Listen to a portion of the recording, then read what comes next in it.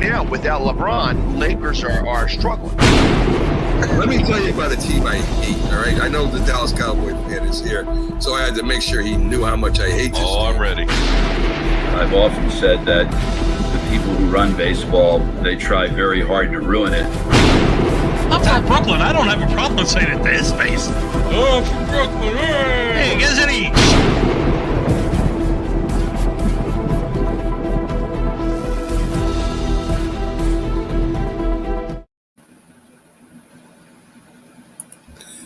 This is a presentation of Northeast Streaming Sports.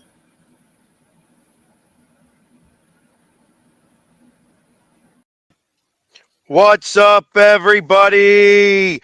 TGIF to everybody out there. We are coast to coast. I am your host, Pags. My co-host, Bo, is next to me. Next to him, it will kind of look like it was Russell Wilson, but it's not really Russell Wilson. It will be, McLovin Gino. here shortly. And was it Gino? It was Gino, yeah. I couldn't tell. Can't tell the difference when the helmet's on. No, it's because I got Hawk Talk right after this, so was working on some stuff. Understood. Anyways, happy Friday to everybody. It might be a holiday where you're at, or at least your kids have the holiday off because there is no school today. So at least for around here, there's no school. Do you guys have school today? Your kids I have no school? idea. I don't have kids. Oh, that's lucky you. Congratulations. I get to travel whenever I want to because I don't have children. That's right. Well, everybody else who does have kids, likely they are having a holiday day where the kids are at home. So, Chris, to be honest, I haven't heard any updates, and I haven't really been listening either. I just, after that was done, we'll get all those updates. I'll update everybody on Monday for that type of stuff. If you can probably watch CNN, they're talking about it there or what have you. But we were going to try to keep it on a positive note today. We are having a positive Friday day. A little bit later, we're actually going to have a race car driver who drives in the Arco series coming on with us. His name is Art Seeger, and he has team ASR. He'll be able to explain all of that later and then probably talk to you, Bo, because I'm going to ask stupid questions like about drafting and stuff like that. I just don't know, but he's actually going to be really good to talk to, and you guys would probably have really interesting conversation on what it takes, because he's not full, like high price funded. Yeah. And neither was I. So he's made it further than I did. Yeah, I mean, he's, like I said, when I called him today, the first thing that he says was, I wasn't able to get anything for Daytona. I says, well, interestingly enough, I'm calling to, get you to come on to my show to talk about Daytona because, you're going to know a lot more than I am. So, but he is somebody who has raced at Daytona. Oh, that's cool.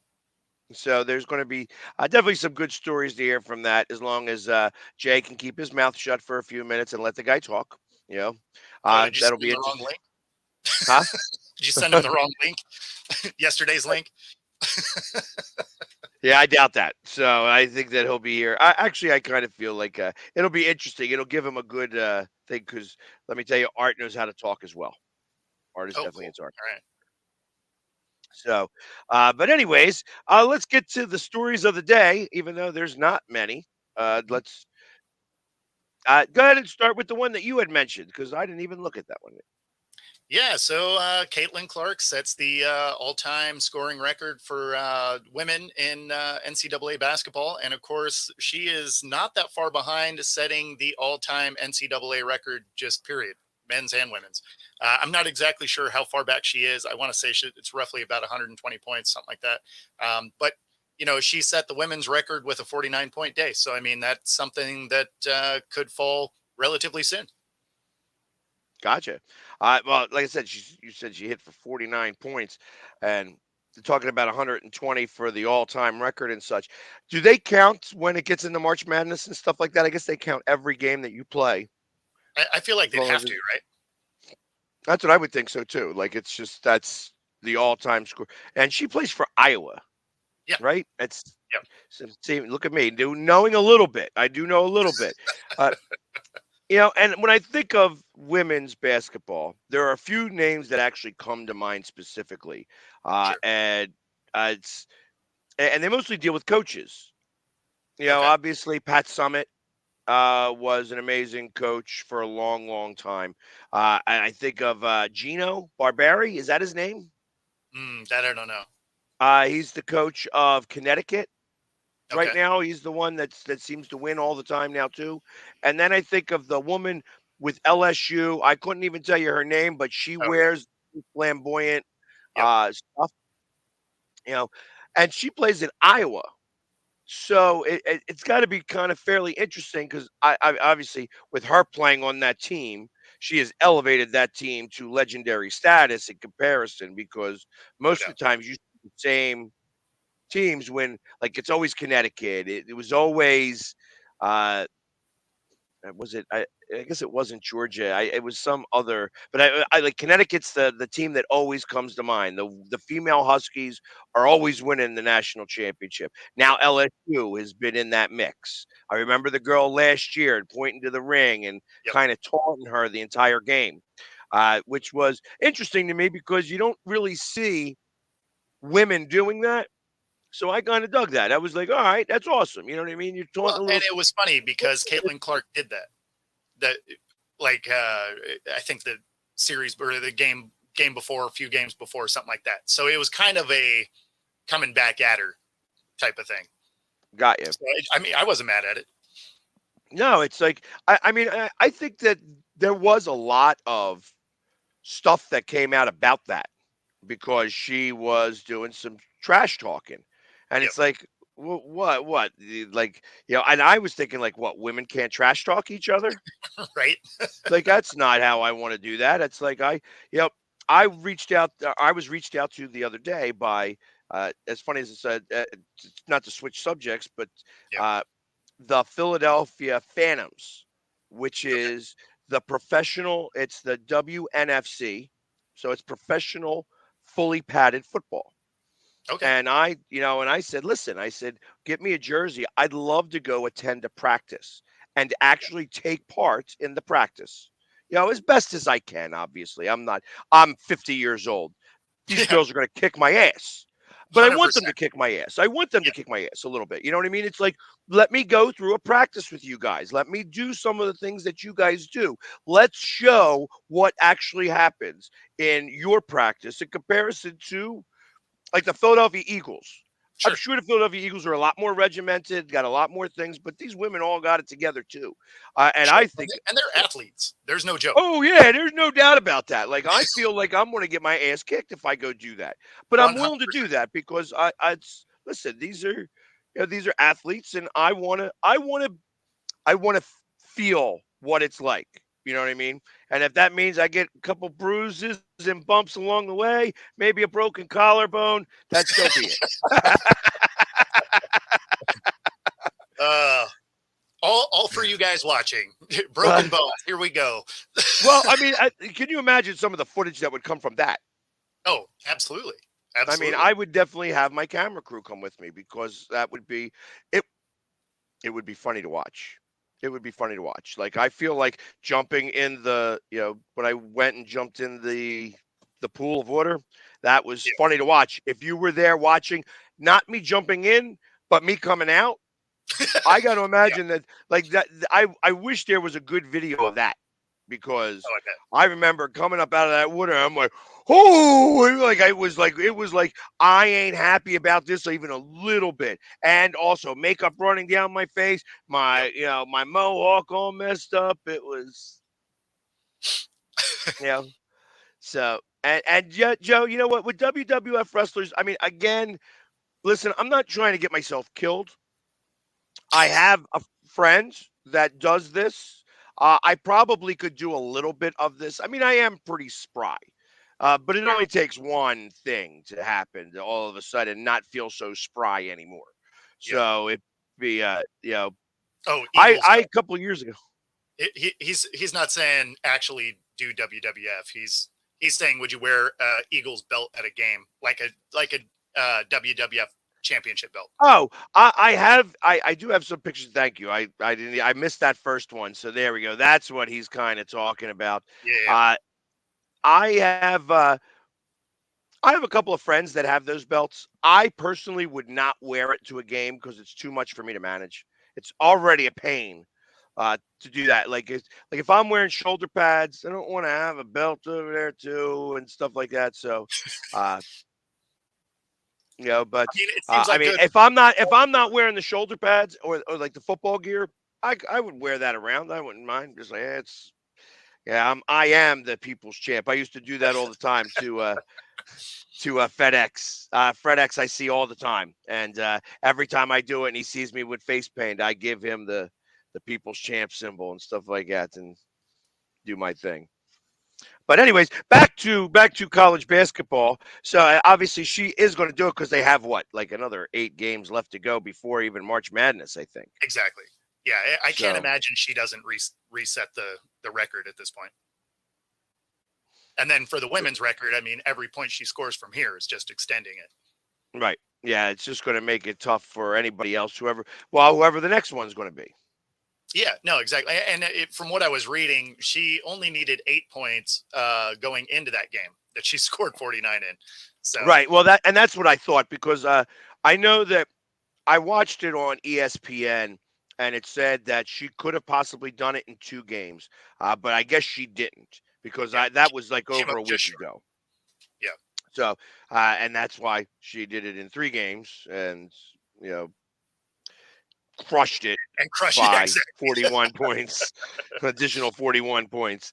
Um, but that amazing for her. That's awesome, and it definitely is going to set the bar a little bit higher for anybody else going there. And you don't have to go to Connecticut or LSU to be able to set this. Somebody is going to be able to do it on their own because really that's what's happened there. She's doing it on her own.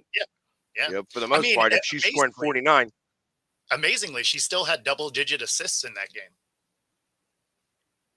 So I that's even mean, better. she's jacking those shots up and still able to dish it out enough to, almost have So a let's triple say double. she counted for about 50 points, and if she's giving even 10, that's counting for another 20 points. So Yeah, now she's got 79 or 69 points just in that alone. You yep. know what I mean? So I got to imagine that her team only scored at most 90. What was the score of the game? Let's see. I think they actually scored more than that. 106 to 89. Wow, I mean they're scoring over 800 points, and the opposing team's keeping up with them. So Yeah. it sounds like there was no defense at Well, all. and she didn't play all the minutes. 37 minutes, 49 points, 13 assists, 5 rebounds, and 9 of those were 3-pointers. So I mean, she's jacking threes up too. Dang. So it's awesome. So there we go. Basically, what I'm reading is she would kick my ass at basketball. Yeah, that wouldn't even be, that's not even a second thought for me. I mean, Yeah, I stink at basketball. Like I said, well, actually, the only thing I'd be able to do is play defense. It's just a matter of keeping up with her and not giving her as many shots. yeah. So, but I mean, don't expect me to score. That's right. I'm Like, just going to how be close playing are we calling defense. fouls? I get a point every time you miss it. I like it. I like it. That would be the way that works. Anyways, so all right, awesome. Good for that. Speaking of women's sports, and this is probably a great segue into this. Uh, oh yeah, no doubt in our mind, no doubt. Yeah, She could 100% probably me and him together would still lose. against her. She'd 100%. still kick our asses. I am Honestly, probably fully all 3 of us. yeah, 3-on-1, and she'd still win. You know what I mean? 100%. Uh, Yeah. no doubt in my mind.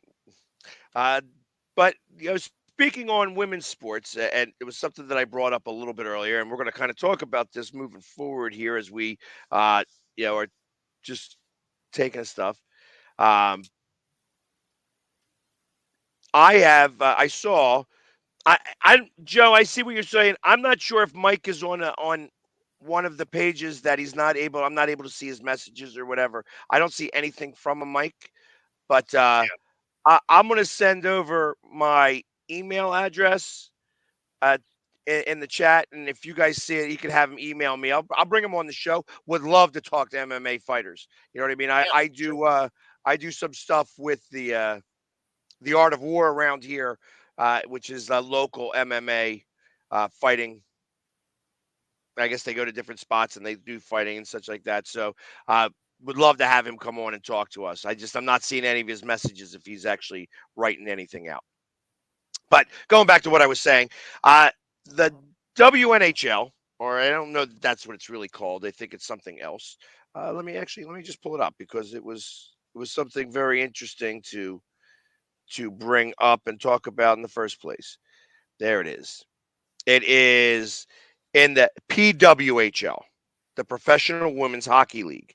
They have a rule that was enforced for the very first time in this past week. They have what's called in hockey. You can go shorthanded. You can be a man down and be shorthanded, and they have for the first time the jailbreak rule was in effect. So, if, for instance, if you score a shorthanded goal, that you break your player with a 2-minute penalty Penalty. Yeah, out of the so they could have box. they could have a short penalty box, really. They Correct. could be getting a 2-minute penalty and be out of there in 20 seconds or so.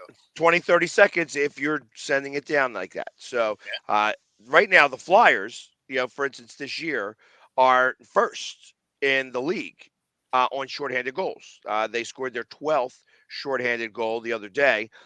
They may have been tied since then, but they took the lead at that point. So it made me think that if the NHL did that, that would be a really fun rule to have.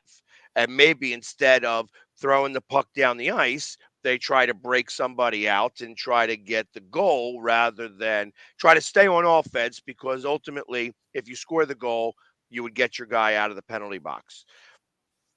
That being said, it made me think of what other cool rules could we add to any sport that would be a cool rule to actually enforce, whether it be like so.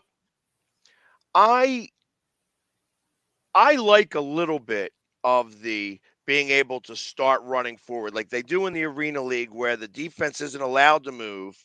Once Yep. you're set in place, and then you can run forward because it's meant to score a lot of points. Sure. That's what the purpose is of this. In the NFL, I kind of like the idea of being able to run forward. However, you would have to hike the ball before he got to the line of scrimmage. You couldn't have that person. Yes. Of It's course. got to be within. It's got to be within the box of the line of scrimmage. So, for Yep. instance, you got to be. You can't be touching the butt per se on the imaginary line of the butt of the Yeah. furthest person back on the line. Sure. But I like the idea of being able to go forward where somebody could do a weirdo, you know, way, I guess like a reverse style uh motion and start running forward to Yeah, be I able to mean make that occur. that would definitely increase the scores in the NFL, right? I mean, if that's really what you're trying to do, because that'll make defense even harder to play. So yeah, all right. Well, I appreciate that, Joe. Listen, I'll make sure send me a message and I'll send you my email and such like that, and we can kind of coordinate that way. Because sometimes I don't get all the messages here. I actually have a thing that tells me I don't get the messages, and I know we're trying to have a conversation. And I'm not really doing real well with it, but any uh, Hey, it's any Friday. other There's bound to be struggles. exactly. What other like any other type of rules for any sport that you could think of that would be good to enforce that would make things kind of fun? Yeah, I mean, I think I'd like them to go back to the running start on kickoffs. I get that they're claiming, injuries and whatever, but I would like them to go back to that, because I don't like them removing special teams from the game, essentially, right? Like, you have Devin Hester getting into the Hall of Fame, and no one's ever going to match it because they basically make special teams irrelevant now. So I'd like to maybe repeal some of those. It's not necessarily a new rule, just like, let's reinstate some of the ones that increase competition. Because I mean, when you think back to, when you were a kid watching football, special teams was a huge piece of the game, right? Like, Right. guys like Hester and Leon Washington. I mean, guys like that could absolutely score anytime they touch the ball.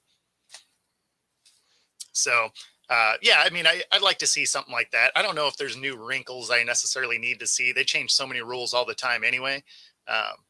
You know, maybe just bring back some of the ones that made the game more fun to watch. I could agree to some extent. The Eagles are the worst at this too. They put their arms out. The ball doesn't even make it to the end zone. And they put Yeah. their arms out, and that's it. They just take it over the 25. That Yeah. means they're being coached to do that. Yeah, of course. So ultimately, it used to be that if it wasn't in the end zone, it was a live ball. Yep.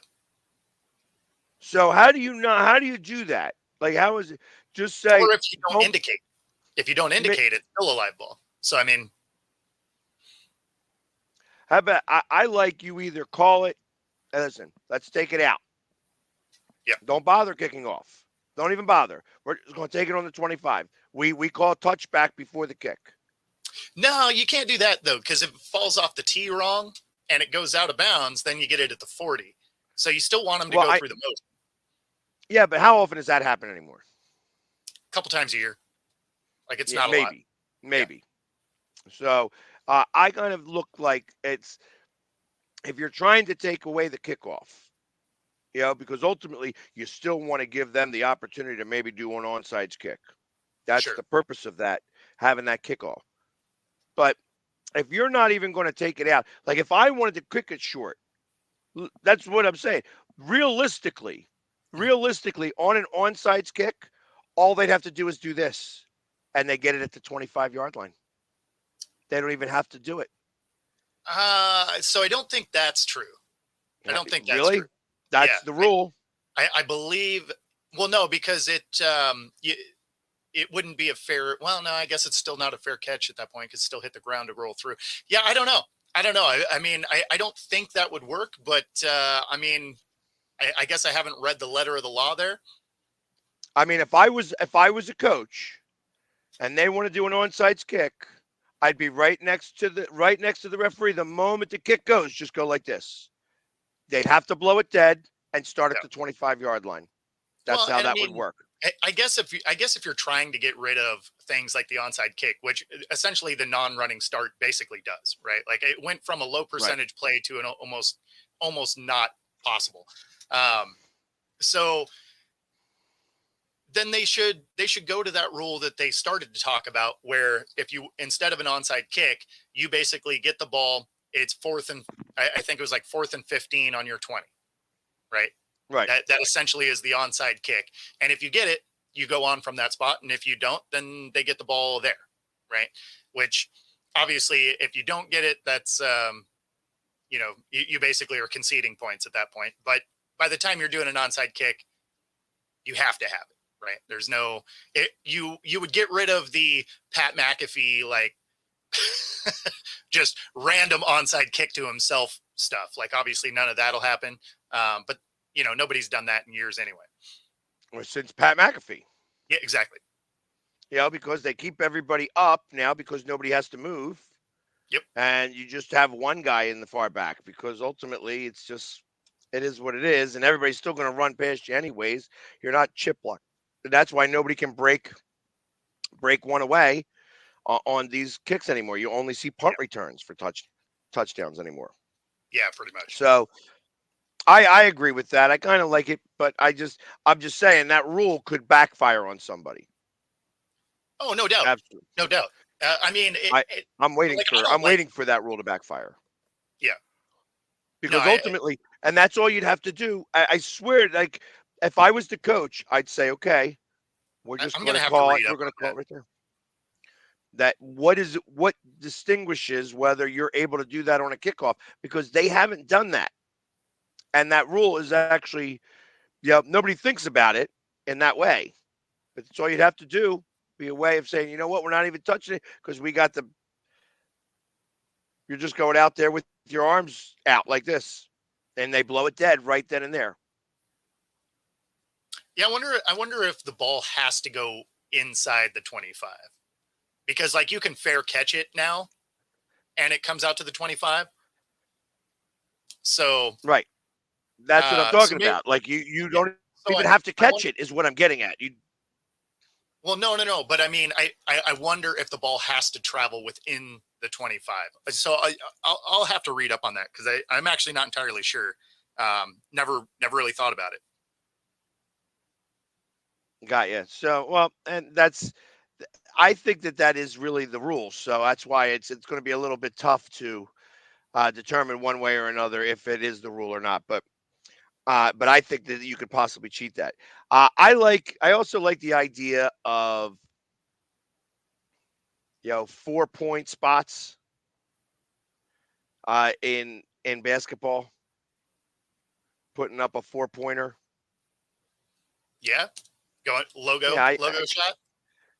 uh, not like a logo, like half part corner, like the half court corner, like both the corner areas on the around the half.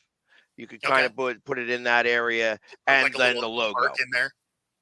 Yeah, like the logo as well. So I almost look at it as like just a straight line going from the logo or really the Okay, corners to, you know, I don't know, but it's far enough away where there's a 4-point play. yeah. You can't I mean, imagine there's going to be a lot of 4-point shots. You're not trying to do all of that. wow, we got novels going over here. It is. That's a copy and paste if I ever saw one. Right? There we go. There we go. He using a prescribed medication without the prescription. Sounds like somebody was giving him some Adderall. Right. That or Percocets, I one or mean, the other. does his 2-game suspension matter? He's not playing anyway. Exactly. Yeah, It's I'm like, not oh, a you're not as on the bench, you're on your couch. yeah. You can't start at the goal line. That doesn't work. So, yeah, that'd be great. Like, oh yeah, you could start at the like if it was arena and it was only a 55-yard field, you could Sure. start at the 5. Yeah. That makes more sense. But uh, again, Breakfast. only the best. It was the best here within our group here.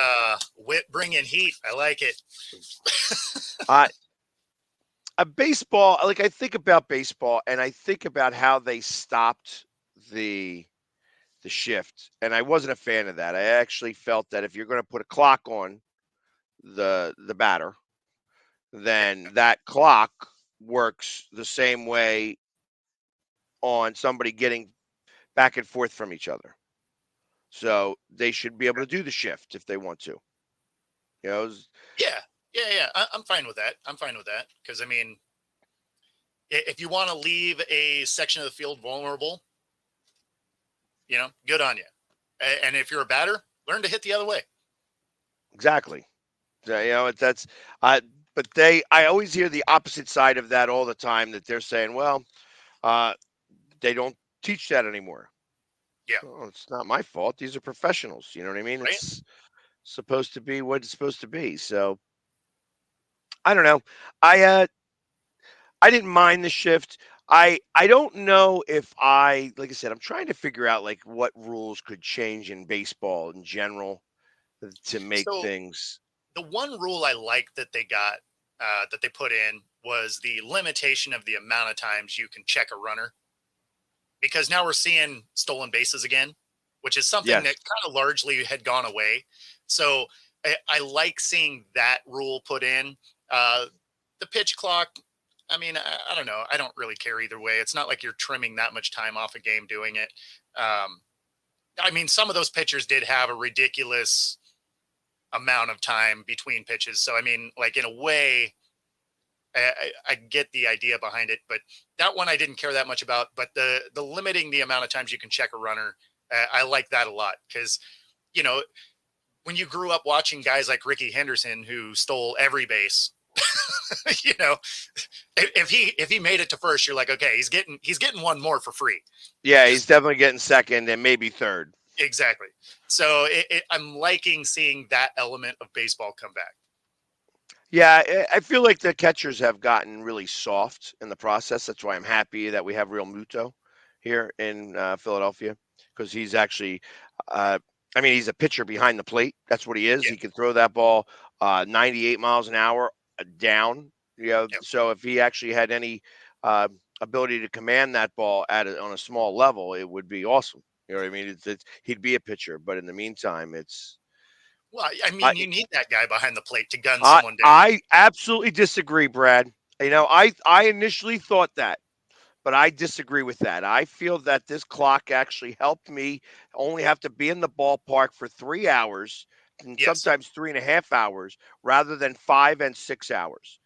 And I tell you, for somebody who goes to a lot of baseball games and spends a lot of time at the ballpark, I initially was not happy about it and thought that 15 seconds or 12 seconds was too quick, you know.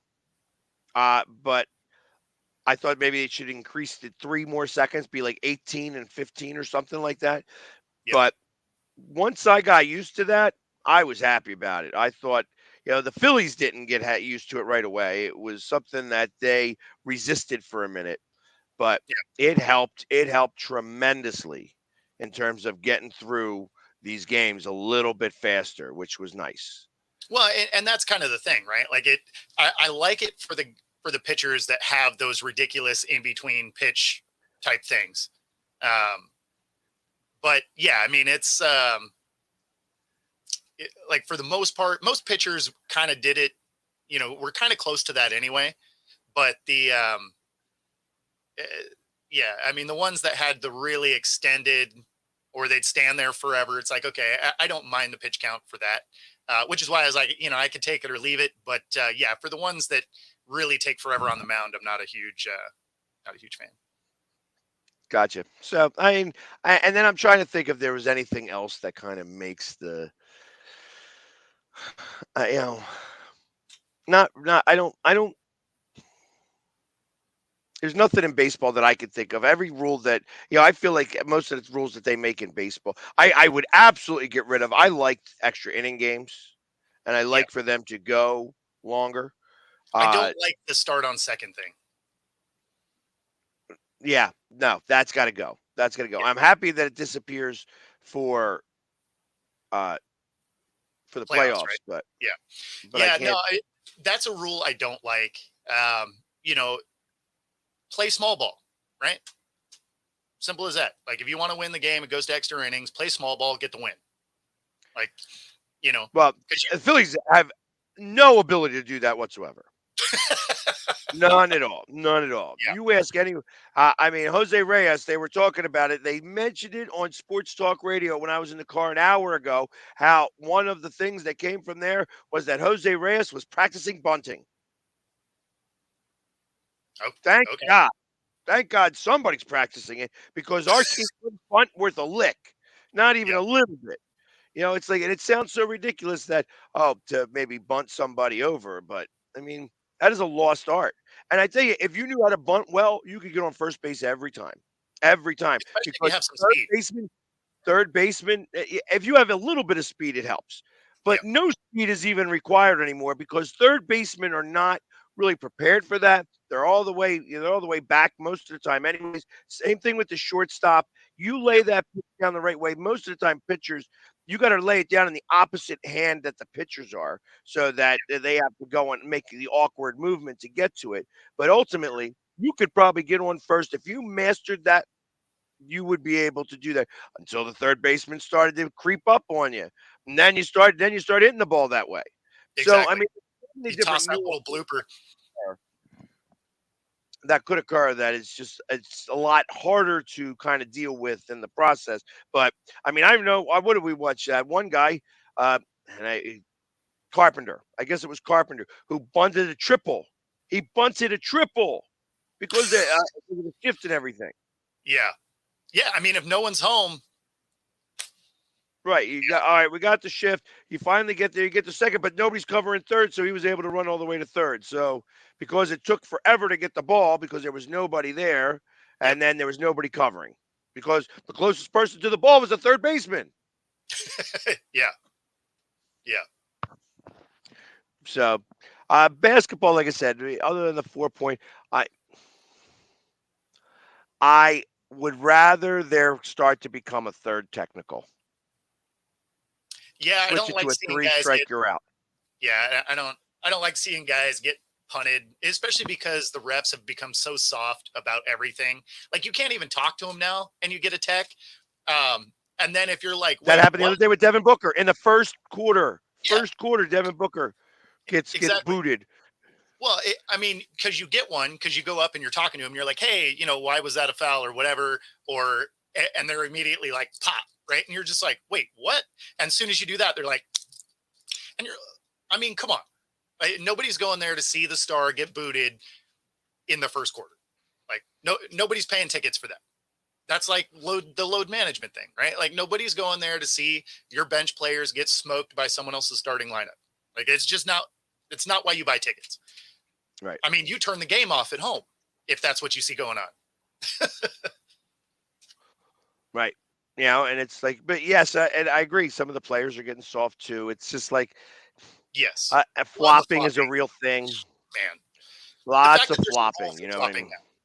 The fact that there's a rule for flopping now is let you know the state of the NBA. I mean, they've been flopping all their lives in soccer. It's like That's why I that's don't why watch they soccer. have them. That's why they have the magic spray. They spray you with a little bit of hairspray over there, and all of a sudden, voila! Here we are, back up again. So Yeah, um, no, it's why I don't watch soccer. Like, there's a couple of things that kill soccer for me. One, the flopping is rough. Like, I'll watch women's soccer over men's soccer if I am going to watch it, because those ladies will go out and beat each other up. Like, right. they'll be out there bleeding, still playing. You will brush a guy in men's soccer and they're rolling around on the ground for 5 minutes.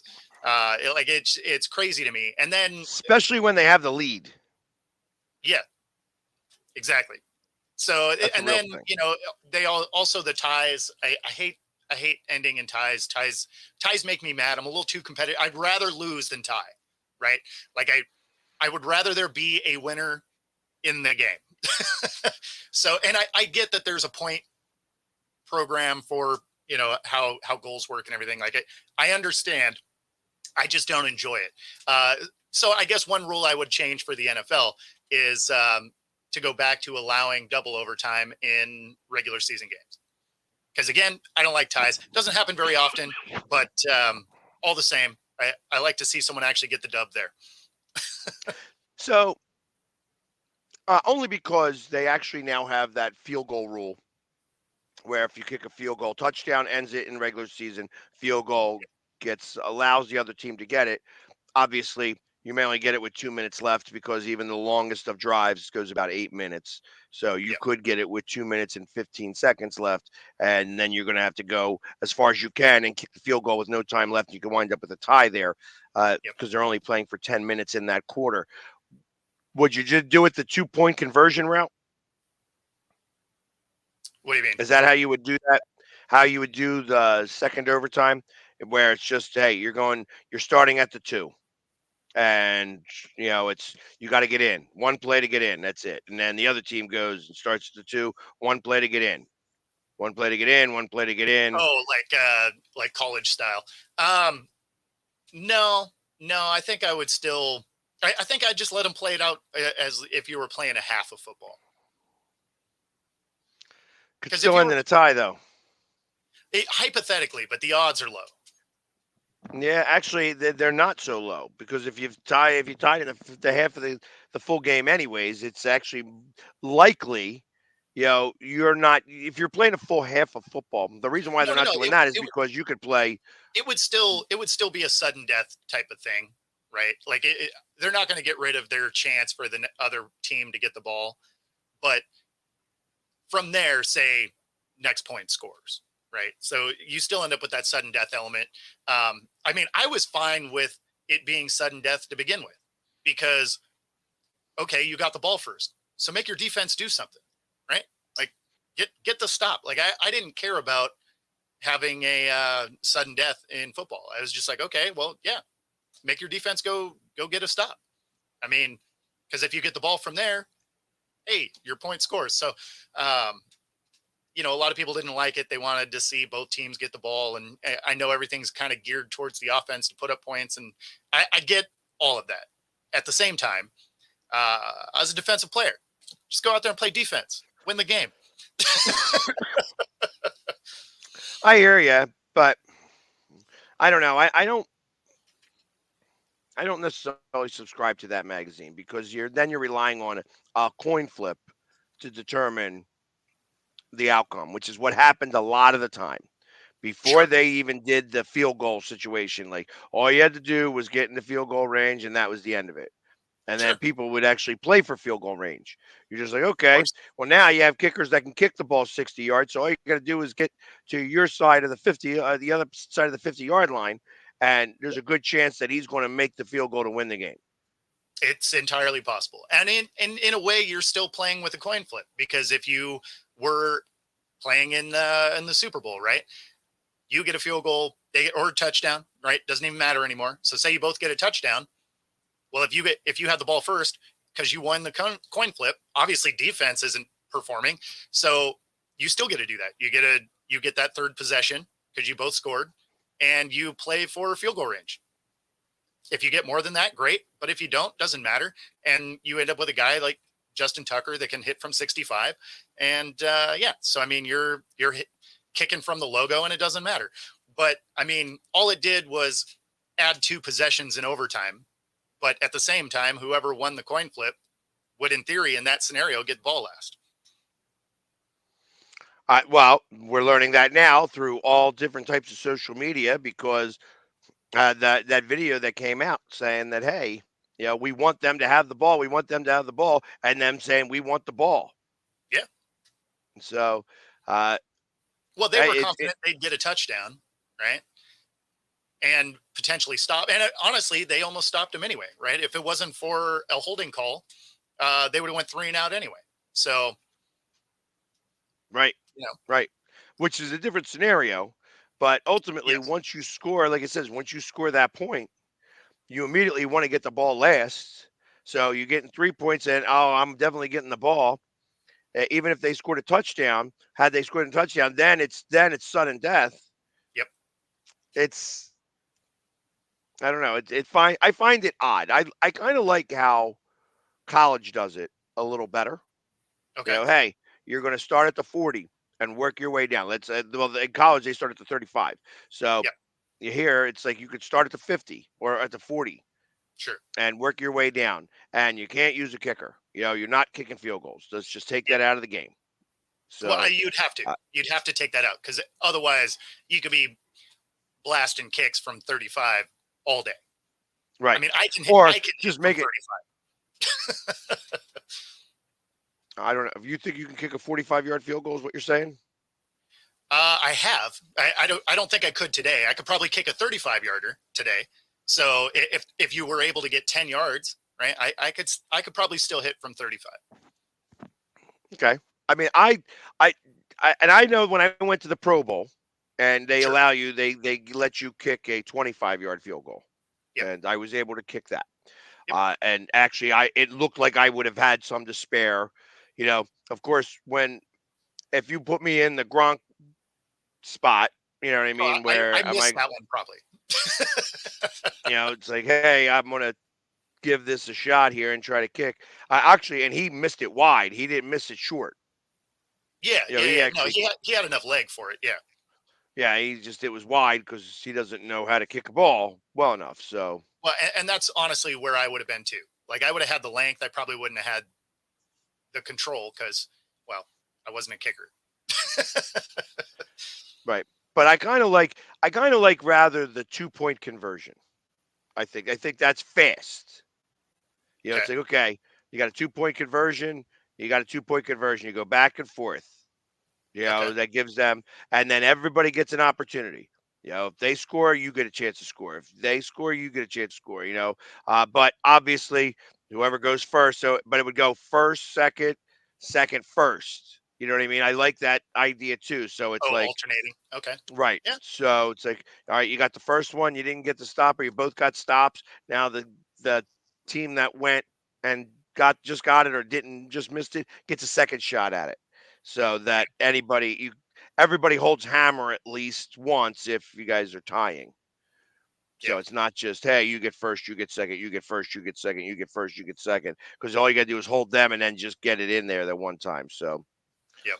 but See, I'm with Paul here. I was way better at throwing the ball, so I can hit about 60 yards to a receiver. I can't throw very well. Yep. Like I could I could throw it, but it's a wobbly mess. It's ugly. I It's got you. disgusting. So, because my hands are actually too big, as funny as that sounds, to Oh, throw the okay. football. Like, I mean, at least I have way too much. I don't know. There's never. I was always good at catching the ball, not throwing. You wouldn't have me Yeah, be your quarterback. You know, that's or unless I was going to hike the ball to you. I was actually pretty good at hiking the ball for a while. I got you. Yeah, So if it was ever like just a pickup game or backyard football or whatever, I was generally the quarterback in that scenario. I was an emergency quarterback on a team, but yeah, it, never wanted to be the quarterback. I always enjoyed the hitting people portion more. no, I can appreciate that. I love putting the hit on somebody than being hit. That's definitely. Yeah, it's why I changed from being a receiver in high school to every level after that being defensive back. Yeah, because Because once you get a quarterback that puts you across the middle, that didn't really care about you or didn't like you, and he's the one leading you into that hit. Yeah, that I tore a hamstring because of that exact thing. He led me into a triple coverage situation, and my knee passed the ear hole of my helmet the way I got hit, and I missed a good portion of that season repairing a hamstring issue. And after that point, I was like, defense seems all right. I'd rather hit than be hit. Thank you Yep, very much. absolutely. And send me on a blitz one time to go smack that quarterback up a little bit. 100%. 100%. I want that. I want that one blitz in practice. That I'm going to forget the red shirts on. So, Yeah, I'm just but gonna go with the bull mentality. You attack the red. Full blast. exactly. Here we go. I see red. I just go after it like a bull. Yeah, It's exactly. Remember what I told you about red? Forget it. I Yep, love that movie. Such a great movie. it is. It is. That is one I watch probably every year. Yeah, absolutely. I can watch that movie at any point in the movie. Like if Oh, I of say course. that if I'm scrolling and see it, start it right there. I'm fine. I'm Yep. good. Yep. That is definitely one of those. If you're just rolling through the stations, you're like, oh, there we go. That's what I'm watching. No, it looks like I just jacked off an elephant. Exactly. What are they gonna do? Fire you? Oh man. It's funny because every time I watched Kadarius Toney out on a route, that's the first thing I thought of. I'm like, get that guy some stickum.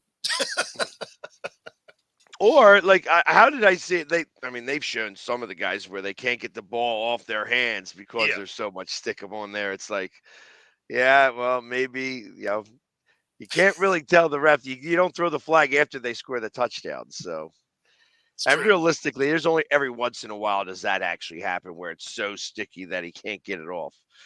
But Well, I mean, that there's stuff on them gloves. right? Because I mean, Oh yeah, the amount of one-handed catches at this point are hilarious.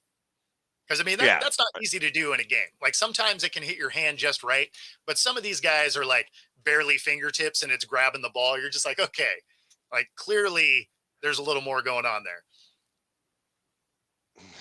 Just like the dude Exactly. from the Replacements. That is correct. Exactly. That is how we even started to talk about that. So, but listen, maybe that's what they should allow. Maybe they should allow the ultimate stick because it's not just for that though. I mean, really, you should have stick 'em if you're a defender. Think Sure. about that. Yeah, think about that. Like an offensive or defensive lineman having some stick 'em on his glove, so he sticks his mitt up there and he blocks the ball and it just sticks to his hand. You know, where the problem would be for like if a defender or I mean DBs for sure would be um, would be in trouble with it all the time because your hand would be so sticky. As soon as you grab like tug the jersey at all, you wouldn't be able to get your hand back off. It looked like you were holding. Right. You'd end up with a whole lot of defensive holding calls. Well, yeah, I guess every with every good part, it has its bad part as well. So, Yep. because it seems like anymore they don't call any, they call holding way too much, even when it's not even there sometimes. So, No, and that's what I mean. And so it's like, I don't know if it would work out for defenders. I get for the pass breakup type of thing, but Velcro ball. yes, yes, a I little like bit. it. I like it. So, Uh, but I mean, and I'm trying to think. Like I said, the one rule for hockey. I don't know. Is any other rules that you could possibly think of that would make things better for any sport whatsoever? Because I'm out. I just like I said, yeah, it was no, good to I mean talk about for a little bit. that's kind of it. Like the onside kick change would probably be the one that would probably make the most sense. And I know if I remember right, they tried it in the AAF the one year that was around before COVID, right? Right. I believe they tried it in that. I don't quite remember. I know they talked about it a lot, so I guess I don't quite remember if they just talked about it or if they did actually try to implement it there. But that one is at least interesting because they've made it almost a 0% chance play. What was it? A 4th and 15? Yeah, it was a 4th and 15, and I think you started on your 20 or the 25 or something like that. And if you get it, it would be the same as if you converted a fourth or an onside kick. And then if you don't get it, obviously the ball goes to the other team, similar to missing. So I mean, the only difference is instead of them getting it at midfield, basically, they would get it in field goal range. But yeah. Yeah, giving a point, giving the 1 point situation. I've thought about this a lot of different ways, and there is a way that a team could get 1 point in a game. As funny as Yeah. it sounds, Yeah. it A game can end 6-1. correct. It never Yeah. will happen because at this point you have to have a safety all the way back in the opposite. So that means the team with trying to get the extra point has to run all the way backwards. You can't advance the ball because the moment you have the ball, and if you were to get the ball knocked out of your hands and then knocked out, I guess that would still be considered a safety if Well, it no. was. So a safety would be 2 points. You'd have to block the No, field. I say on an extra point is what I'm getting at. This is going. It can only happen on an extra point. Yeah, no, And exactly. that's a So you'd have to 1 point block the safety. field goal though, because if you did it in a different way, it'd be like a failed 2-point conversion, and you'd get 2 points for that. So you'd have to kick it. You'd have to kick the ball. No, but even still, if you block the kick and you run it back, it's 2 points. If you block the kick and you're running it back, and in the process, right before it's about to go, before you're about to get that 2 point conversion, they knock it out of your hands and it goes back like would it be a touchback. It actually becomes a 1 point safety. No, the safety would still be 2. No, So the no, only not the for extra only way, points. the only way that they get the 1 is a blocked field goal or the blocked extra point. Because if you line up to run a play, that's a 2-point conversion. That run back would be 2. I'm actually putting it up right now so I could read it to you. The only way is if it was like you were kicking it and it was a bad snap, and then you got the Here it safety. is. Here it is. Nope. That would be Here it 1 is. In point. American football, if a team attempting an extra point or 2-point conversion scores what would normally be a safety, that attempting team is awarded 1 point. This is commonly known as the conversion safety or 1-point safety. Hmm. So, Yeah, because I thought if you blocked the kick, that would be 1 point because no, you if were you block the attempting kick, 1 point. run it over the back, that's actually you converted the 2-point conversion. If it's got to be a safety, so that means somebody's running it back and they pull the what was it? He was the guy from the Dallas Cowboys who would have scored a touchdown, but BB knocked the ball out of his hands into the end zone. Oh, That okay. would be a 1-point conversion. Yeah. Or 1-point safety, I guess. Yeah. Oh, that's interesting. Yeah, Okay. it's the only way the game can end is a 6-1 game. Correct. That's the only way that could occur because everything else would be, it's and 6-1 will never ever happen. I mean, the It'll 1-point never happen. safety. Yeah. Yeah, I don't know if that's ever Leon happened. Lett, that's who it was. Leon Lett. Yeah, Oh, nobody's ever scored. Nobody's ever scored the 1-point safety. Okay. But for instance, if you get the ball in a regular portion of the game and you are running towards the end zone and somebody knocks it out of your hand, you had possession, you fumble into the end zone, that actually becomes a touchback and it goes to the opposite team on the 20. On an extra point, you're not in the regular plays of the game. So whether it's a 2-point conversion or a 1 point, the clock isn't going, so you're not part of regular play. So if you were to have that occur, so somebody scores a touchdown, they go for the extra point, they block the kick, they're running it back down the field, and somebody knocks it out of their hands and it becomes a touchback, they get the 1 point for that. Oh, I mean, wow. that's like there's just tons of obscure rules, right? Like the free kick field goal is a bizarre rule. Basically, if you fair catch a punt, you have the ability to kick a field goal from that spot unblocked. Right. Oh, And wow. that's happened. That has happened once within the last 20 years, I want to say. In the Yeah, I 21st wanna say it was century, about that 10 play years has ago. come. It Yeah, does that play randomly has show come up. into play. Yeah. So if It you does catch randomly show the up. It's punt very weird. and you kick the punt, or if you catch the punt and you kick it and it goes to the field goal posts, that's an unblocked No. field goal. So basically, say you had someone backed up to their end zone and Okay. they punt it, and it's a bad punt, right? Right. And you get And it. there's no time left on the clock. Yeah, I there's mean, no again, time now you're thinking about maybe it's halftime. Yeah. So you would fair catch that, right? And then you would be able to kick it from that spot, and the defense has to line up very similar to a kickoff where they have to be at least 10 yards off the ball. So they can't try and block the kick. It is 100% a free kick from where you fair caught that punt. But yeah, it doesn't happen very often, but it has happened. I've never seen that happen. He's not. Yeah, it's happened a couple of times, but it's Okay. it's a weird rule. But yeah, I mean, it does randomly appear. I'm looking it up. When was the last one? It's 1976. I thought it was different. 4 years old when that The last happened. successful. That was the last I was going to say successful last one. successful one. I was going to say because it's been done, it just hasn't been made. There, Panthers took advantage in 2019. He tried a 71-yard field goal and missed. Yeah, because it's 71 yards. Yeah. Yeah. Oh, hold I on, don't hold know on. anybody that can kick a 71-yard field goal. I thought the That'd be Pats tried insane. it once too. The free kick gives the kicker the opportunity to take any kind of running start he wants. And it allows a lower trajectory. So it's able to kind of You can hit from further, yeah. do that. Yeah, so because that obviously nobody's lined up on there. So that's what it is. It says the Packers missed the opportunity to do it this year.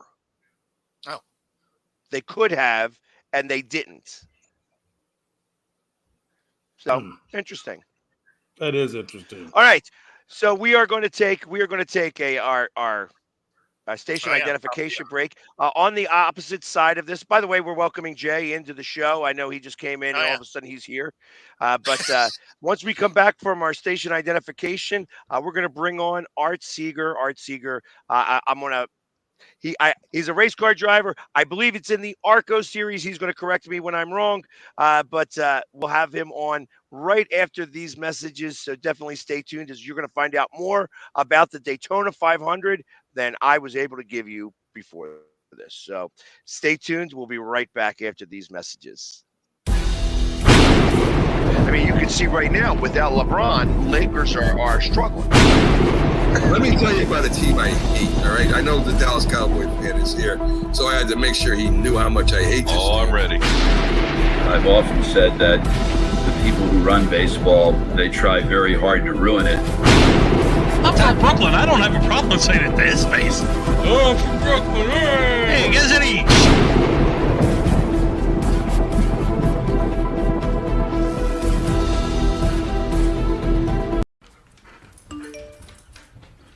Trisha's having a sleepover tonight. Can I go?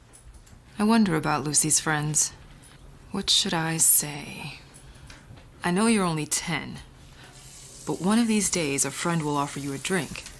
And alcohol at your age can lead to so many things. None of them good. So can I go to the sleepover? Lucy, I want you to promise me I something. finished my homework. Bigger promise. If there's any drinking, I want you to say, "No thanks, not my thing." Mom. I promise you. Your real friends won't care. Deal? Sure. Really? I promise, Mom. They really do hear you. Did you pack your toothbrush? For tips on how to start the talk, visit underagedrinking.samhsa.gov, a public service message from the Substance Abuse and Mental Health Services Administration. Supporting the needs of our veterans. That's the goal of all of us at Team AmVets. Like Mitch, Carlos, and Kevin from our Welcome Home team that brings furniture to our vets. We are Team AmVets. Or Linda from our thrift stores who brings you great bargains every day. I am Team AmVets. And John, who picks up your thrift store donations that support California veterans programs. I am Team AmVets. Visit our website or a Team AmVets thrift store to donate or shop today. Join the team!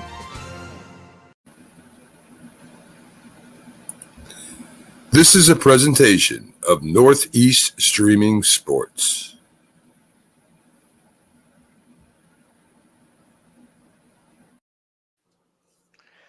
And we are back, and we welcome to our panel today Art Seeger. Art is he's with Team ASR. I want to make sure I got that right. And also does he deals with heavy equipment stuff and stuff like that. I'm going to let him introduce himself. Did I get it right? Are you part of the Arco Racing Network? Whatever they call that. It's ARCA, ARCA, ARCA Series, American Auto Racing Club of America. It's actually owned by NASCAR, but when I first started racing in the ARCA Series, they were their own owners before NASCAR bought them about 3 years ago. But it's been going on since the late 50s, just like NASCAR. And the cars are exactly the same as you would have a NASCAR Cup Series car up until NASCAR changed to their Cup Series cars they have now about 2 years ago. So they're still high horsepower, 200-mile-an-hour cars. We race at Daytona, Talladega, Pocono, Dover, all the same tracks you'd see NASCAR at, plus some of the short tracks that are located in the Midwest, tracks like Salem and Winchester and Toledo. They're kind of our short tracks versus, NASCAR short tracks like Bristol and some of the others that are so well known in the NASCAR world. Gotcha. And you've been doing this for a long time, I assume? Oh, yeah. I was always a race fan as a young child growing up. I attended my first race in 1968 in actually Trenton, New Jersey. It was a big-time racetrack there. It was at the State Fairgrounds, and I watched the Indianapolis 500 type cars. That was, at that point, I was 11 years old. And by 2 or 3 years later, I said, this is what I want to do in my life. I want to be a race car driver. It took a long time to get to that point. Some just life gets in the way, and you're growing up, and I didn't actually start driving race cars till I was 29 years old. But when I was 25 years old or 24 years old, I actually worked as a pit crew member for an Indianapolis 500 team. Just pure luck. I was in the right place at the right time, and I helped the team out. They used to run, they called it the Meadowlands Grand Prix for Indy cars. I grew up in North Jersey in West Orange, and I had a ticket to the race. And just by chance, at a mall in New Jersey, Willowbrook Mall, I came upon they had a race car on display, and the guy was with it. And I asked, how could I be involved? And lo and behold, I ended up being involved. And 6 months later, I went to the Pocono race, and I worked with one of the big time race teams, the Craco Car Stereo IndyCar team. Everybody probably knows Michael Andretti. He was one of the drivers on that team. And I ended up on the weekends flying all around the country, helping them as the guy that would help set up the pits. And I was the signboard man, which is the guy that hangs out on the outside of pit road inside the racetrack and holds up the sign for the driver to read, which they no longer have because it's too dangerous, and they have all the radios. We had radios back then too, but they weren't as reliable. So I was the signboard man. And then a few years later, I bought my first race car, and it was just for a local, Friday night, Saturday night type racing track. But the first race I was ever in, I started last, and I won on a last lap pass. And just from there, a few years later, worked my way up the ladder, and my first big time race live on ESPN was at Atlanta Motor Speedway, one of those 200-mile-an-hour tracks. And I was very competitive. I was in the top 5 with only a few laps to go. And I was one of the fastest cars on the track. Could I have won that one? Yeah, I think so. But we had a tire blowout, and that's racing, I think I ended up 15th. But that's kind of racing, if you watch it, you see how there's, you need to be very good to be competitive, but then something could happen, beyond your control. Kind of like an interception at the Super Bowl on the 2-yard line with 18 seconds to go, and because I'm a Seahawk fan, that's how I met Jamie. And I was just going to say that obviously Bo up in the other corner is also a Seahawks fan, so he's he doesn't take fondly to that joke when I talk about how Skittles was making fun of him. Yeah, I mean, well, it was a great play. Like I can't be mad at it. It was a great play. Butler, broke on the ball. What do you do? Yeah, what do you do? I mean, it wasn't I don't think it was a bad call.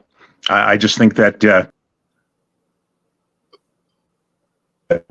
defended or shielded the ball a little bit, but he's a wide receiver and not really used to making those, 1 yard catch a touchdown play. That's just me talking. I played tight end in semi-pro football and tried out for a lot of pro teams, never made it though. But I did try out for Denver and the Houston Oilers and the Jets and the Patriots. I went to training camp and all that. I just never made it. But that it kind of led me to work harder at racing because that was my other goal in life. Oh, wow, it's interesting. You guys have a lot more in common than you guys think. Yeah, So, absolutely. But Bo, I'm gonna so obviously you're part of this, and when I spoke to you today, Art, you were talking about how you weren't able to kind of get the things together to be able to go down to Daytona this week. And my question for you is, obviously you're a self-funded team. What goes into being able to really handle a team for racing cars at your level? It's I got to imagine it takes a tremendous amount of money, along with access and things like that. Tell us a little bit about what goes into that. Well, I drive for different race teams. I haven't had to own my own race team in quite a few years, but I drive for different ARCA Series teams. I've driven in the NASCAR Bush series, Bush North series. I know, there's a lot of politics involved. You have to kind of know everybody all the way up to the top. Like I'm good friends with, all the NASCAR people, Roger Penske, all these, Richard Childress, who's the owner of a big time team. I know a lot of the crew guys, but it's just, you got to find, as a driver, you got to find opportunity. And in order to find opportunity, that's only half the battle. You need to find some funding too. As good a driver as you may be, you cannot nobody just puts you in the race car. You have to contribute financially to the cost of the racing and work your way up the ladder to prove that, you can do it at that level. But a lot of race teams, they're like, sure, you can drive our car. How much money you have? And it's a tough way. It's just different than other sports. I always liken it to, when I talk to football guys, maybe Joe Montana would have had a chance if he couldn't fly himself around the country, buy his own uniform, buy his own hotel room. Otherwise, to contribute everything he could to pay for himself to be the quarterback of the 49ers. That's kind of how racing is. I don't like it. Nobody likes it, but it's just the way it's always been. Who is your favorite race car driver all time? All time, I'd have to say Dale Earnhardt. Dale Earnhardt Sr. Him and I were not like good friends, but I got to know him. I got to work with him because of my connection with friendship with Richard Childress, who has offered me rides in his car, but again, it's how much money you got to bring me. But that's just the way it is, there's nothing, just the way it is, I'm a big fan of Earnhardt. I just like the way he drove. I like the guy I like his fierce competitive nature. Everything about the man, I really, really admired. Sure. When I was younger, AJ Foyt was my guy, back when I first started watching racing. Because AJ could drive, Indy cars, stock cars, anything there is, and I'm a fan of all types of racing, whether it's Formula One, IndyCar, drag racing, NASCAR, no matter what. Some people only like certain types of racing. The sports cars, they just had the 24 Hours of Daytona a few weeks ago. The 24-hour race for the sports cars. I watched almost the whole thing, Wow. That's a lot of watching cars go around in circles. Yeah. Yeah. And I make fun of it a little bit because, like I said, it's not something that I have been really accustomed to. So, but like I said, when I went to Dover Motor Speedway to go watch a race, because I got lucky because I happened on a Monday because it got rained out on that Sunday, it was interesting to watch. You know what I mean? You feel the energy coming from those vehicles when they're going around in circles. So, thank God I was in a suite because it's really loud. Yeah. Speaking of Dover, that's my next plan is to race that weekend in Dover. I think it's in May. Again, we need funding, but you asked about the cost of that. It's anywhere, depending on the track and how long the race is. It's anywhere from $30,000 to $100,000 a race in the ARCA series, very similar to the NASCAR Truck Series. Cup Series, you're looking at 150, 200,000 for the weekend. Yeah, that's where you have the budget. Now, if you go down south and you look at some of the race team shops, it's not like somebody's garage. It's a huge building with 20, 30 cars inside, and there's a video online that shows Rick Hendrick's shop. It's shot by a drone, and it's somebody. If somebody wanted to Google it, Google Rick Hendrick race shop tour by drone. It's a multi-million-dollar operation. That's how it has evolved, from just fixing a car in your backyard. So it sounds like, from what I understand, what you're saying is these drivers basically are renting these cars that they're driving from these. Not everybody. No, not all of them. When you get to the top level, there's contracts. You get so much per race. You get incentive bonuses. But until you get to either the top level of NASCAR or IndyCar or Formula One, you're basically got to find the funding to get yourself in the car. And even some of them, maybe half the field in IndyCar is kind of buying their way in. Maybe a third of the field, or maybe a little more in that way in the NASCAR Cup Series. Wow. You see a lot of these teams that are changing different drivers every couple of races. That's because, somebody else is coming up with the money, so they change drivers. Like I said, it's not fair. If you prove you can drive the race car, that's great, but it's only half the battle. No, it's an expensive sport. There's no doubt. Oh, sure. So, but look at the rewards if you make it. Oh, for sure, absolutely. Well, that's kind of what I'm getting at. Like, what kind of money is in it if you were to win? Like, if you're going to, and I'm going to do it on a very simple number. Like, say, because you said 30 to 100, I'm going to say it costs $50,000 to race at Dover. We'll say it's going to cost 50 grand, and if you have to get in the top 10, top 5, do you need to lead one lap? You get money from first. Yeah, you get money from first to last place, but none of the ARCA races, none of the NASCAR Truck Series or Xfinity races really. It actually costs you to go racing. That's why you need all those other marketing partners on the car. Why you see all those other names on the car. Because that's not how you make your money. That's how you fund your racing team through those marketing partner relationships. Like if you win the Daytona 500, I don't know what the purse is. Maybe it's $3 million to win. That's fantastic, but it probably costs $20 million a year to run that race series, all the races. So it's without it's just so much money involved. You can never win back what it costs. Wow. The winner of the 2024 Daytona 500 gets $2.5 million.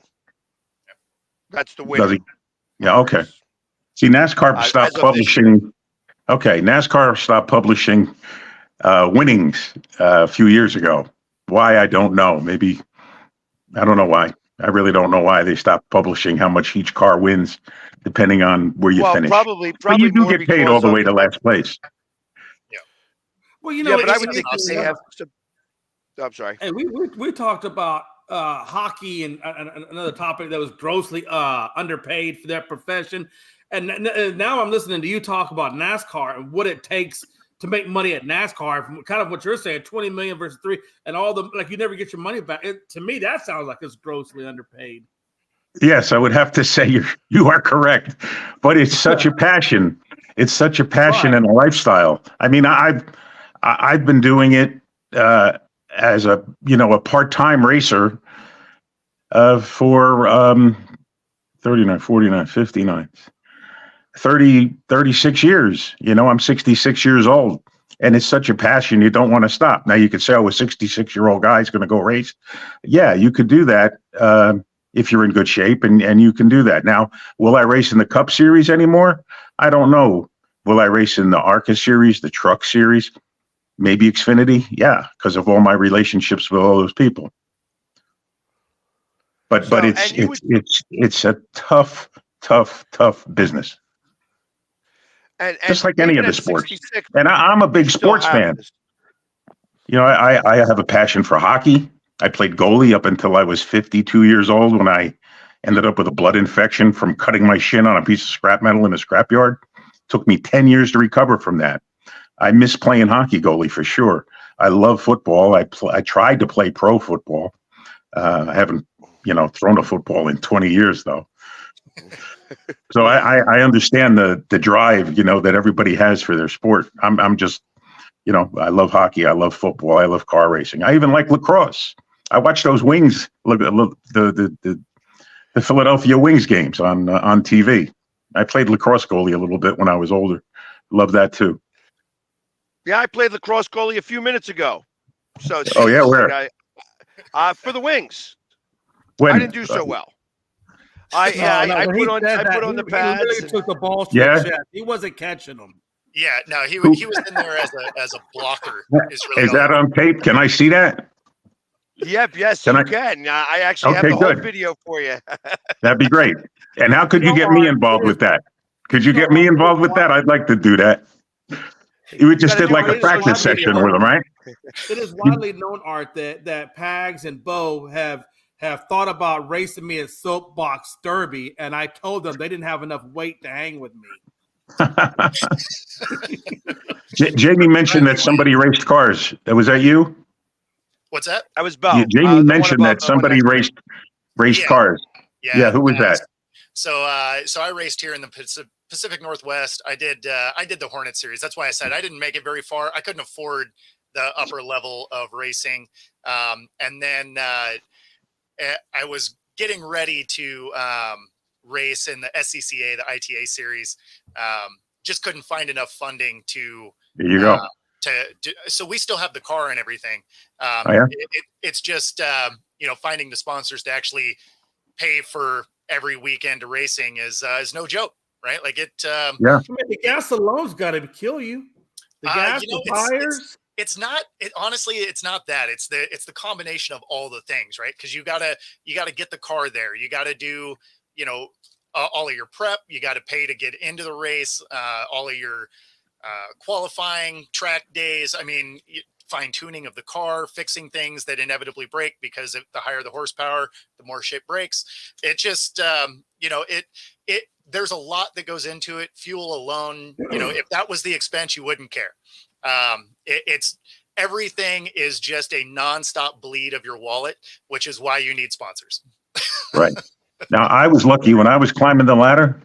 I worked as a salesman on the road, selling first steel to machine shops, and then a salesman selling. I worked for a Caterpillar dealership, and then another company that specialized in undercarriage, which is the steel chains and rollers and sprockets for bulldozers and excavators. So I was always on the road, and I would work half a day for them and half a day for me trying to find sponsors. As long as I met my numbers, nobody complained, and if I wasn't a salesman on the road, if I had to go and punch a clock every day or something like that, or I didn't have my own business or worked for my family's business that knew how hard I wanted the deal, I probably never could have gotten out of, street stocks. Sure. Because you need that time. You need to be able to pick up and go. I actually, Caterpillar gave me an ultimatum. I had just signed a deal with Nestle's to sponsor me in my first big time race at Atlanta.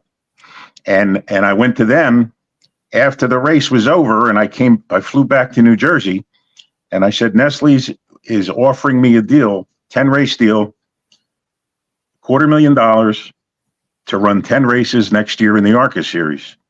And they said to me, well, either you go to work for that, you get your deal, go racing, or work for us. You can't do both. So I had to basically quit my job to go chase racing, and my wife was not very pleased with that. We're still married though, I'm married since 1978, still married. It's Congratulations on that, by the way. That's good. That's a good achievement. That's a long race right there. Right there. Yes. And it's probably more expensive than the race car team. Not that my wife is very frugal, good thing. But over the years, you spend a lot of money being married. No doubt. Dude, go figure. Sure. Yep. So what could somebody like, all right, I've never been to Daytona 500. Like, I've been down to Daytona Beach because I was stationed in Orlando, and that would be the closest beach to the ocean when I was stationed down there. But if I was to, being somebody who's never been there before, what would I expect going down to Daytona, going to the Daytona 500 race? For the races, for the actual speed weeks and all that? First of all, you would, like you said, you wouldn't know what to expect. Most people don't. And then, walk in and you see just how big the place is. I know it's a 2.5 mile circle, but the grandstands are huge. It's not like going to, Like a football game? yeah, I want to say Veteran Stadium, but I'm dating myself for the Eagles. What do they call it now? Lincoln Or Franklin Financial. Field. Yeah, or it's just there's enough seating for 200 some thousand people, and the front row grandstands are, I couldn't tell you how high they are, but it's, I don't know, 8 stories high, and it's the full length of a mile long. And then you just see all the people and how many people are there. And then when you see the cars run, it's surreal because you'll see, 40 cars, 30 cars, 20 cars, 200 miles an hour, just inches apart from each other, side by side. And then if a wreck happens, it's just like you can't believe what you're seeing. It's surreal. And it's not because I'm a fan of it. Anybody that sees it, they just can't believe it. They just can't believe what they're seeing. Their eyes are seeing. But then over time, you get used to it, and you really have to wear a heads they rent, or you have to have really, it's like a headset that you listen to the radio broadcast of the race, so you really know what's going on. It's kind of I kind of liken it to people that watch hockey on TV. They don't know what's going on. They don't understand what icing is. They don't understand offsides. And people don't understand racing. They see cars going around in a circle. Cars come down pit road. How did that guy pass this guy? They don't understand. How did the guy on the track, this car stayed out on the track, so how did he get the lead? It's something that you really either have to know about or learn. And the best way to learn is wear that headset and listen to the radio broadcast, because it clears, it lets you understand what you're listening to. And it's just a great time. Now they have more fan-friendly things. Like they have this huge, I think it's got like 5 bars with giant TV screens in the infield, right behind pit road. They have a walkway that you could look down into the garage from up above in the grand, it's just, they've learned to do these things, to get people more involved with the sport, up close. And of course, race drivers, we always are willing to sign autographs for hours, and not like other sports where they shield them off into a back room with a curtain, and they charge whatever they charge to get an autograph. I don't really agree with that, because they're already making millions of dollars, and they're fans of that. The fan is a fan of that guy. Why do you want to charge that person $100 or $50 or whatever they charge for those autographs? It's just the way racing is. It's a little different, more fan friendly, I would say.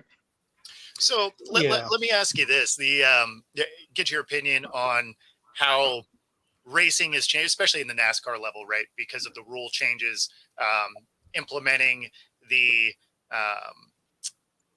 playoffs, and I'm not a big fan of when that all came together. I like watching the most consistent racer win, not a guy that was good at the last 5 tracks. So being involved in racing at that level, what did you think of that? Or the fact that, Bristol is a stage race now instead of just being Yeah, I it's become so expensive that they had to find a way to make the broadcast, let's say, more interesting. And I think that stage racing thing, I don't like it at all.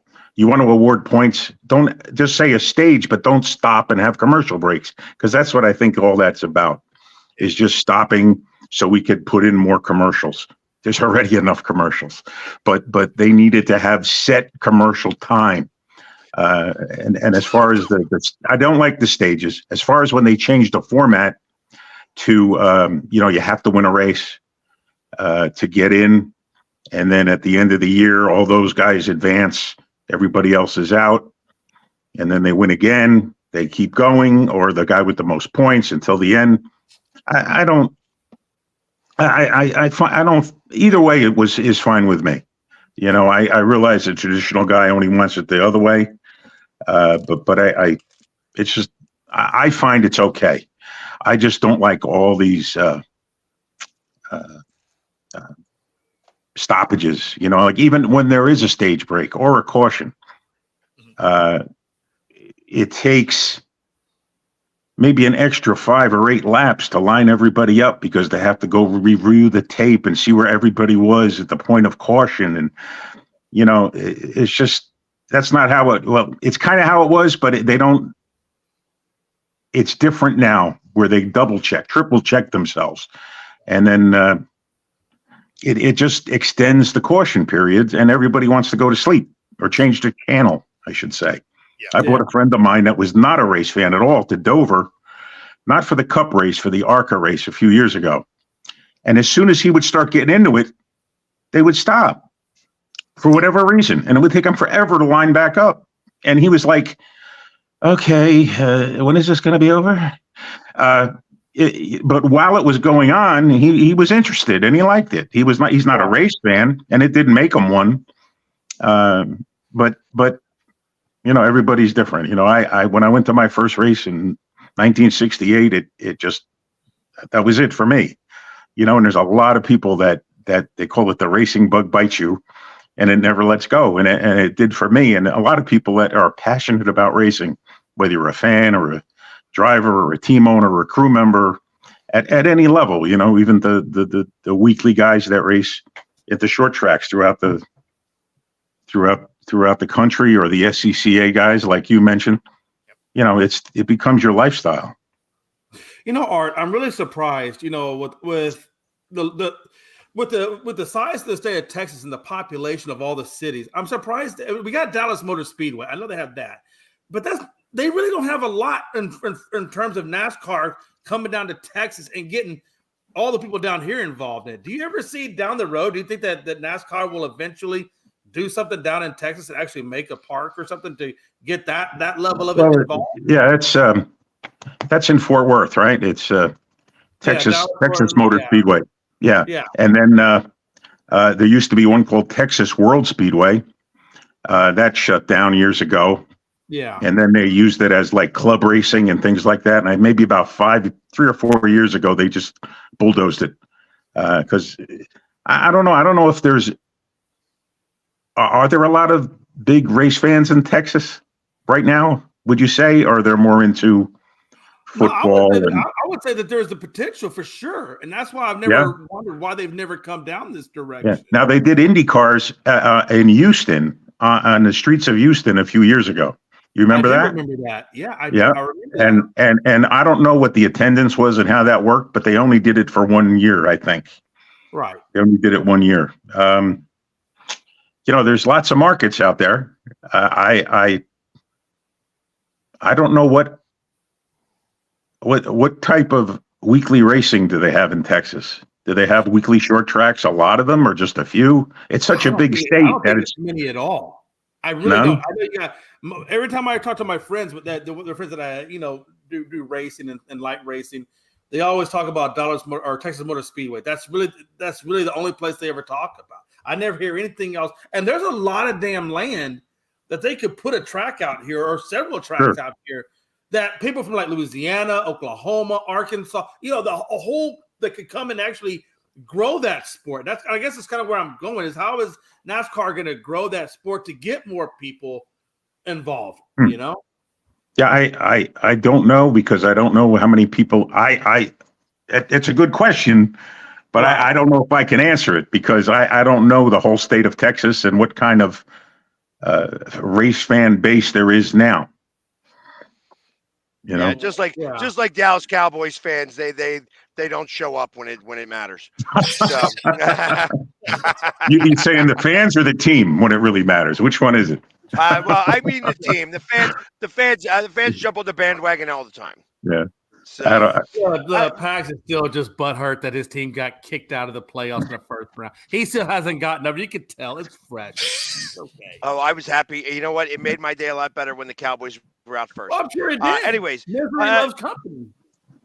that being said, currently, who would be the your favorite driver at the moment? Like, who is the one that you follow Well, most, or I would have to say me, but I'm not driving right now. Who is my favorite driver at the moment? I don't know. To me, they're like my kids, they're so much younger.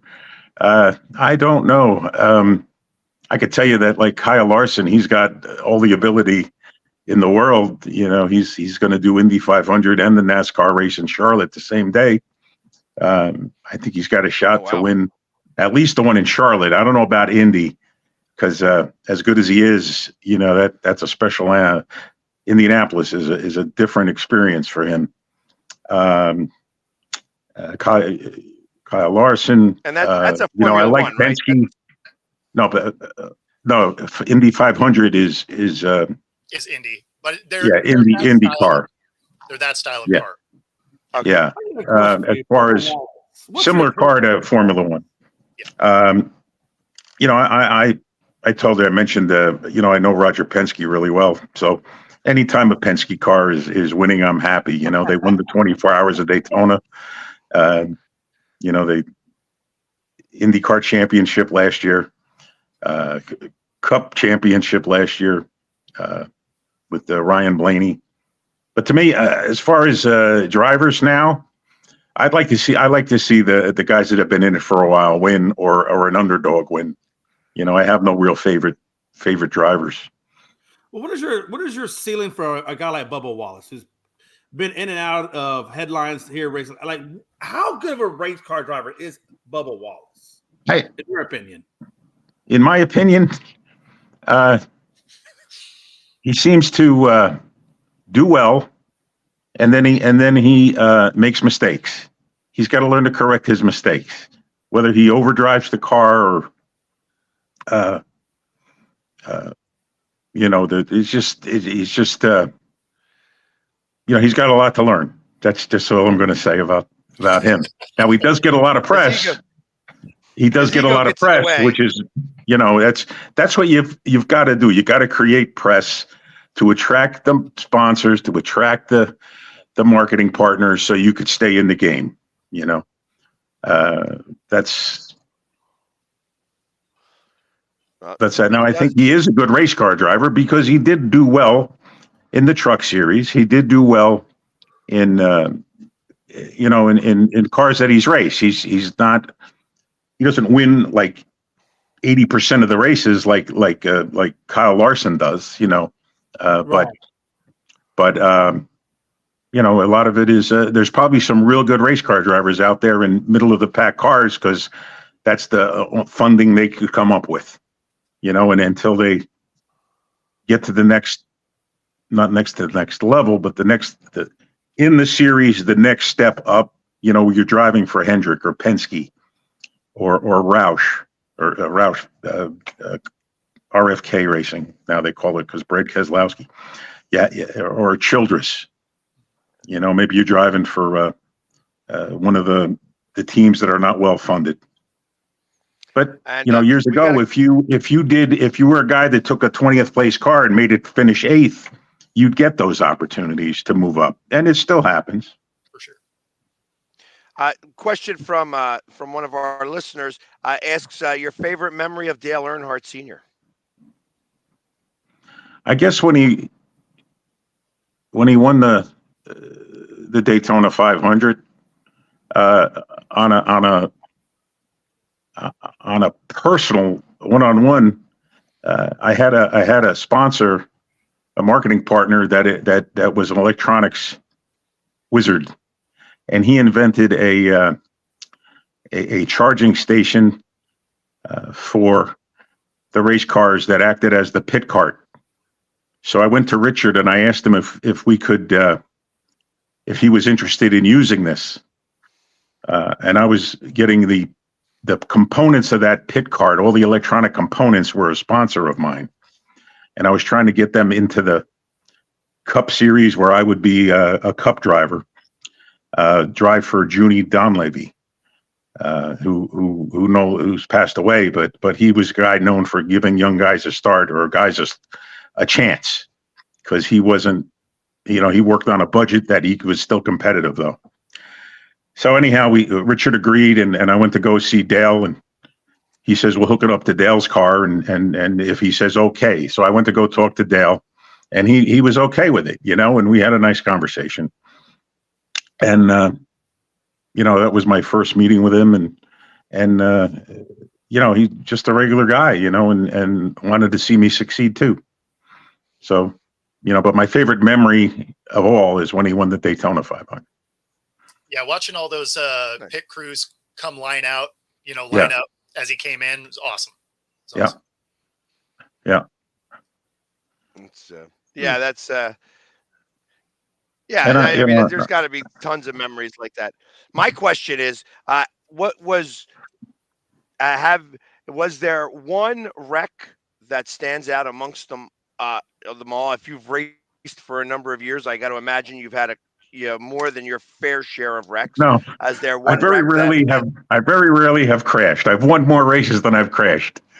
But well, that's good. But I can tell you this. I was driving for a guy at a track called Salem Speedway, which is like Bristol Motor Speedway, which is that high bank, real fast thing where you can't see around the corner.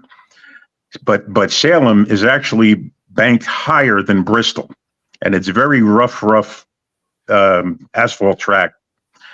And I was passing a guy, let's say from 6th to 5th place, and a car came out of the infield. Don't ask me how. I don't know why he drove through the infield, and he hit me in the side door, and it got me sideways. So the car, I didn't hit anything, but I ended up sideways with my driver's side door facing the oncoming traffic between turns 3 and 4.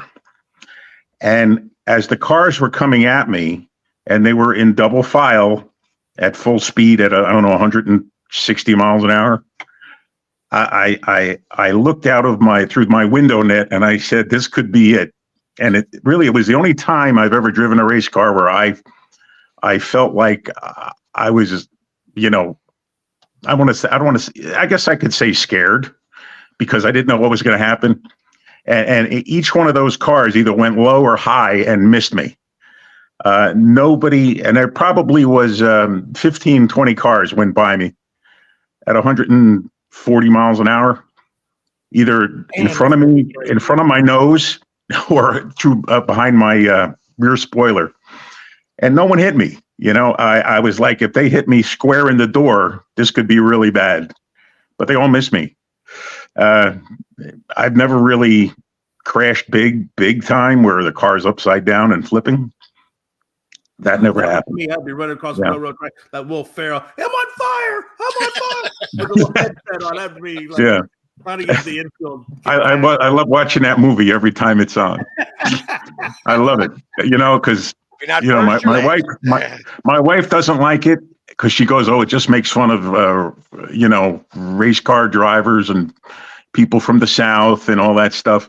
And I'm like, because to me it's just funny. It's a comedy, Yeah. It's a comedy. I mean, it's directly making fun of Days of Thunder. Yeah. And Days of Thunder, when it first came out, I thought I liked it, but the more I watch it, the more hokey it becomes. Yeah. No, it's funny. They did an interview with Richard Petty about that movie when it came out, Days of Thunder. And they were like, oh, is this like an accurate depiction? And he's like, the only thing they got right was they put numbers on the car. There's some true stories in that movie, that they embellished to make it more dramatic than it really was. Sure. But but the racing scenes and all that, that's all Hollywood. Yeah. So there's nobody yelling, just give me the high gear. That doesn't ever happen. Yeah. Guess you get the. I always like when in that most racing movies, they're on the track going as fast as they possibly can, and then they'll upshift and step on the gas harder. You're already doing that, It's just, but they just want to have that dramatic look to it. I always love that, because it's just like, okay, at first it's like a 10 gear box at that point, because they're shifting nonstop. Exactly. And they always have them downshift when they're going as fast as they could, which would just grenade the engine and end your day. Like, Yeah. I mean, not only would you spin, right, because you'd lose momentum, but you'd pop the motor immediately. Yeah. Yes, you would. I always wonder when they crash these cars, like these these NASCAR things when they crash. I was wondering, like, how much money does that like cost them to put that car back together? It all depends. It depends on what's broken. You can buy a car from some other race team for without an engine. They call it a rolling chassis for probably $30,000. With an engine, it's probably I'm guessing at around $50,000 for another engine. So you're looking at $80,000 to $100,000 for a car, a NASCAR car. Indy cars and other cars cost more than that, but a NASCAR stock car is probably in the $80,000 to $100,000 range, depending on what you do. If you totally wreck it, you throw it away, but you keep the parts that are still salvageable, like brake rotors and the seat, maybe things like that. But $5,000-$10,000 for a car that is fixable is probably average repair costs. What one thing that is a bummer about lower level racing is a lot of those guys they watch a lot of it and they like the wrecks, so they almost go seeking wrecks at low end racing, which sucks if you are funding yourself and you already can't afford it, because you end up having to put your car back together a lot more than you would otherwise like to do. It's almost like you're out there trying to create the big one. Please don't hit me. You need to put a bumper sticker on the back of that thing that says, "I can't afford a wreck. Please leave me alone." I mean, some of those guys go out looking for contact. Wow, that's crazy. Because bumping is raising, well, yeah, that's different. Like leaning on a car and like rubbing people, that's different. What like is that? I didn't bump you. I rubbed you. Rubbing is racing. So that's true. That's true in that movie. That's one of the true things. Rubbing is racing. It is. It is. Yeah. You said you didn't like Earnhardt's driving style, but to me, he was very aggressive. But if you did that to him, he would save the car and not wreck it. Yep. If it was another guy that he's doing it to, I don't think he did anything that he couldn't save himself. He just didn't realize not everybody could control the car like he could control the car at that speed. And I understand why people don't like him. They thought he was a dirty driver. And I understand why they say that, I mean, he'd get you to, because he took no prisoners. You're in my way 3 laps, I'm moving you. Yeah, well, that's the thing, is he'd move you. It's not like he was trying to wreck you, right? Like he'd just unsettle the back end so he could get by. Like I don't have a problem with that. I mean, that's not bad racing. Now, if you dump somebody, sure, like that's a problem. But you never really saw him out there hooking someone. Right, like he'd get into that rear bumper. He'd unsettle the car so he could get by. Obviously he had some moments with Terry Labonte where he spins him and stuff like that. But I mean, some of those are. Well, Terry did that to him first. Exactly. If you look at those times where he dumped Terry at Bristol, absolutely. Right? Terry roughed him up the lap previous. Exactly. Yeah. So he was just repaying the favor. Now, the guy that was always fun to watch because you just never knew what you were going to get, because he was a hothead, was Ken Schrader, right? Like you never knew what he was bringing to the track that day, but he was a guy that would jump out of his car and box with you if it wasn't going right. Me and Bo and Pags, we were all talking a little bit of what racing we knew. Bo obviously was clearly the guy that knew the most. And I asked a question, and Bo said it doesn't happen. But I'm going to ask you, because you clearly have raced a lot. And have you ever been in a race and you said, "Oh my God, I've got to take the worst piss ever"? Like, does that ever happen to you, and you just got to get out of the car? No, I think I remember I would always make sure I went to the men's room before the race started. And I think that you sweat so much during the actual race that I know sweat is in urine, but I think that your body just lets all the moisture out of your body while you're racing. Because I've never had that issue, Never had that. I mean, races last 3-4 hours, right? But I've never had that issue. But I think if you're sweating, a lot of people don't realize how strenuous and cardio racing is. Right. It's not like just driving down the street. I would say go to like a go-kart track, like a New Jersey Motorsports Park, or your local, not your local kiddie ride go-kart track, but go to a go-kart track where they'll let you go 10, 15 laps for $40 or whatever it is, and by the time you get done, you won't be able to raise your arms, and you'll be out of breath because it's, if you're going all out, if you go as hard, people don't realize how what the G forces and the cardio it takes for a sustained amount of time to do that, and in NASCAR, it'll be 120 to 140, 50 degrees inside the car. And you've got on the suit, the helmet, the underwear, no ventilation. That's one of the reasons why the aerodynamics, you can go so fast because there's nothing, the ventilation is not really in the car. Right. So that brings me to the second question. Because it is so hot, like we all know, because I know those suits are crazy, plus the heat from the engine and whatnot. Yep. How often are you taking fluids in throughout the race? Well, when you come in, I would say, there's a drink bottle. You have a drink bottle in the car with a tube like a straw. Okay. I don't know. You do it during caution periods, because in between the caution periods, you wouldn't even think to drink. It's not even across your mind, right. Because you're just so focused on what the car feels like, and not every race is like Daytona where you're inches apart for everybody at 200 miles an hour. You can go to Pocono and it's a big, long straightaway and you have to slow down for the tunnel turn where, you'll go from 165, 70 down to 100 and then back up to speed and into the next turn. And you might be 4, 5, 6 seconds to the next car in front of you and the car behind you. So, but it's still, you've got to focus on the corner and how to get in, out and out of the apex and not scrub off speed, get your optimum corner. And you can't be distracted because if you're distracted, you're going to be slower. Right.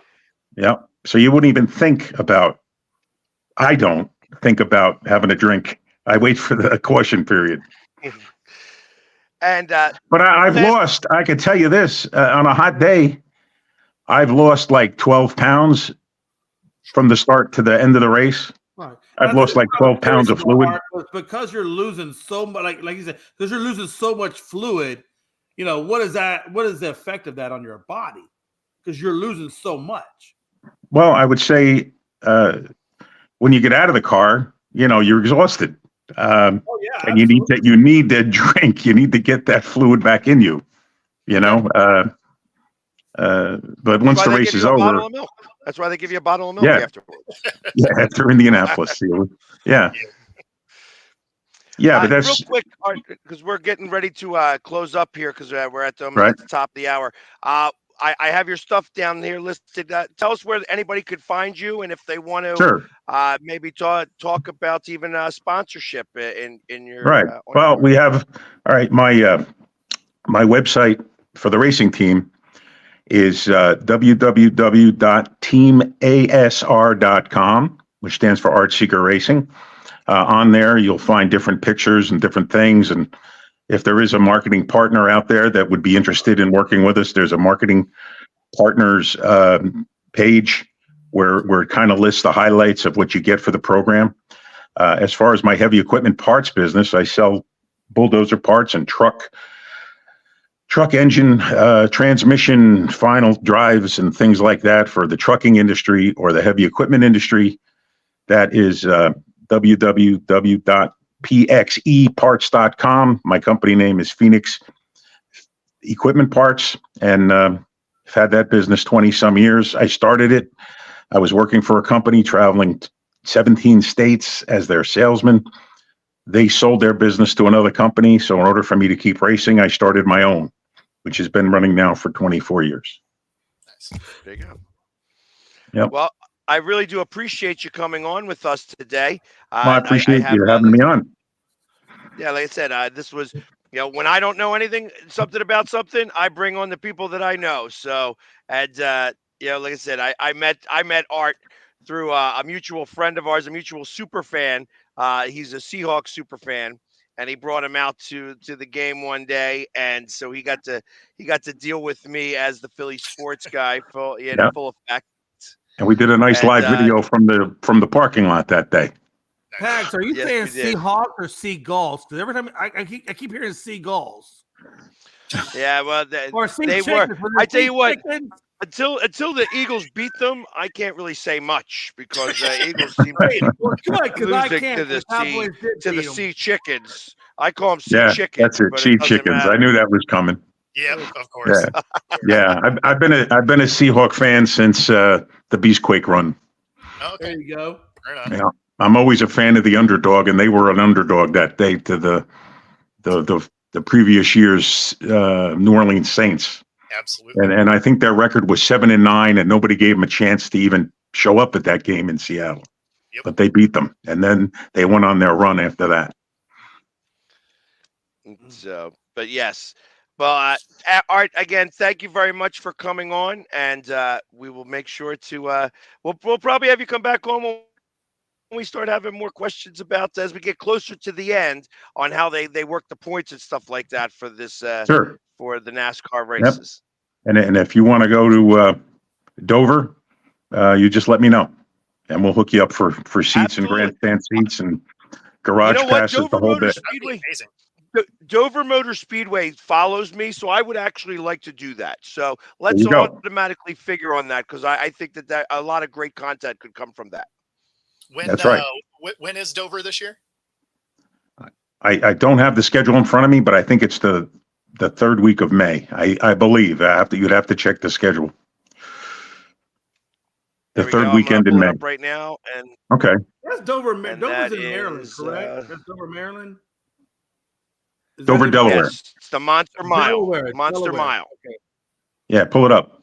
Let me know. I'm trying to put sponsorship together for that, Nationals, right? June 7th through the 9th. No. Is that it?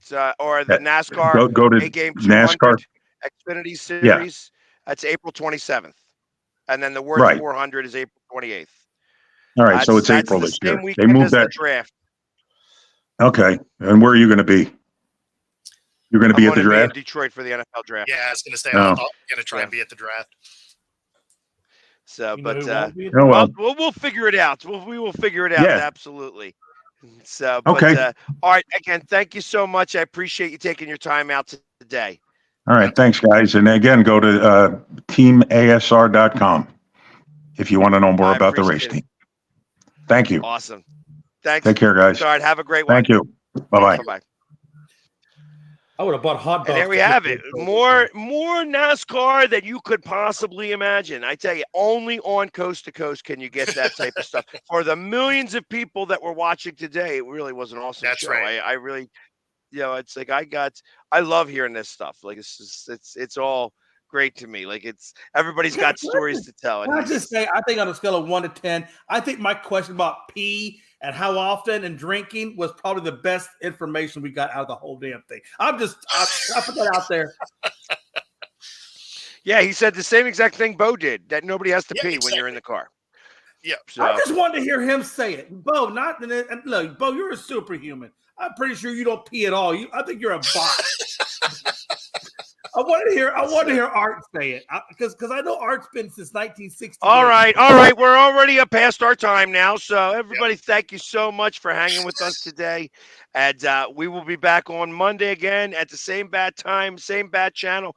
Look for me on I'm going to be at the Stadium Series. You know that I'm going to be up there full effect as the Philly Sports Guy Nemo edition. So if you find Nemo at this hockey game, that's because that's me. So everybody, thank you so much. Have a great weekend, and we'll see you on Monday.